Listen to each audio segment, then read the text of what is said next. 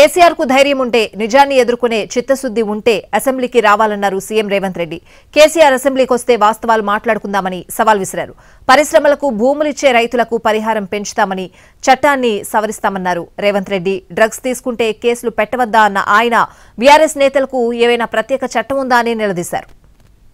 లక్షల రూపాయల మేరకు రైతులకు చేసిన రుణమాఫీని 2014 నుంచి 2018 వరకు, 2018 నుంచి 2023 డిసెంబర్ వరకు, 2023 డిసెంబర్ నుంచి 2024 డిసెంబర్ వరకు 3 సార్లు రైతు రుణమాఫీలో 2 సార్లు చంద్రశేఖరరావు చేస్తే ఒక్కసారి ఈ వేదిక మీద ఉన్న మా మిత్రులందరూ చేసిరు. లెక్కలు తీద్దాం, వాస్తవాలు మాట్లాడదాం. చంద్రశేఖరరావు గారు, మీరు అసెంబ్లీకి రాండి. నీకు ధైర్యం ఉంటే, నిజాన్ని ఎదుర్కొనే చిత్తశుద్ధి నీకుంటే రా అసెంబ్లీలకు. మా వ్యవసాయ శాఖ మంత్రి ఈరోజు నీకు లెక్కలు చెప్తాడు. ఏమన్నా తక్కువ పడితే మిగతా సంగతి నేను చూసుకుంటా. జన్వాడలో 111 జీవోలో ఫామ్ హౌస్లు కట్టుకుంటాడు. ఆయన బామ్మార్ది ఇంకోటి కట్టుకుంటాడు. అందులో దీపావళి పండుగ వచ్చిందని చిచ్చుబుట్లు కాకుండా సారాబుట్లు పెట్టి దావతులు చేస్తాడు. ఏమనంటే మేము క్యాసినో నడుపుకుంటాం, మేము సారా బుట్లు పెట్టుకుంటాం, కాబట్టి మమ్మల్ని ఏం అనొద్దు అని. అంటే బావ కళ్ళల్లో ఆనందం చూడడానికి ఆయన బామ్మాడిది ఏమి తాగి తందనాలు ఆడినా డ్రగ్స్ తీసుకున్నాడు. ఆ ఇంట్లో దొరికినా కేసు పెట్టొద్దా? ఒకసారి ఆలోచన చేయండి. ఎంత సిగ్గు లేకుండా మాట్లాడుతున్నారంటే, డ్రగ్స్ తీసుకున్నాడు దొరికిండు కదనే వాడు మొత్తం అందా. అవును, నేను డ్రగ్స్ తీసుకున్నాను వాడు ఒప్పుకుండు, డ్రగ్స్ ఉన్నోడు దొరికిండని వీడు ఒప్పుకుండు, కానీ వాడిని పట్టుకోవద్దంట పోలీసోడు. ఎందుకంటే మేము బీఆర్ఎస్ నాయకులం కాబట్టి మమ్మల్ని ఏమనొద్దని.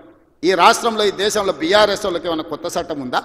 అభివృద్ధి జరగాలంటే భూసేకరణ జరగాల్సిందే. భూసేకరణ జరిగితే ఎవరో ఒకరు భూమి కోల్పోవాల్సిందే. ఎవరు ఇష్టంగా భూమి ఇవ్వరు.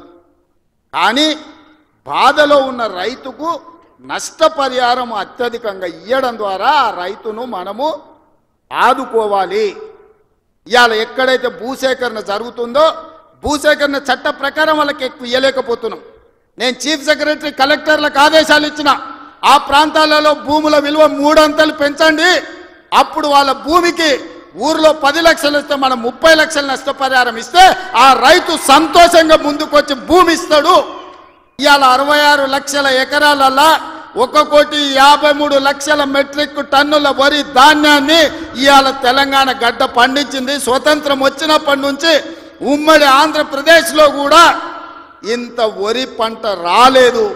ఇవాళ మన 10 నెలల ప్రభుత్వంలో 1,53,00,000 మెట్రిక్ టన్నుల వడ్లు పండించిందంటే అది మన రైతన్నల గొప్పతనం కాదా? గతంలో వడ్లు అంటే కాళేశ్వరం నీళ్లు తెచ్చిన అన్నాడు. ఆ దిక్కుమాలినోడు కట్టిన కాళేశ్వరం మేడిగడ్డ, అన్నారము, సుందిల్ల 3 కుప్పగూళ్ళాయి. వెనకటికి కూడా పనిమంతుడు పందిరేస్తున్నట్ట కుక్కతో తలిగి కూలిపోయిందంట. కాళేశ్వరం కట్టిండెప్పుడు, కూలిందెప్పుడు? 1,00,000 కోట్లు నిండా మింగిండు, ఫామ్ హౌస్లో బోర్లో వండిండు.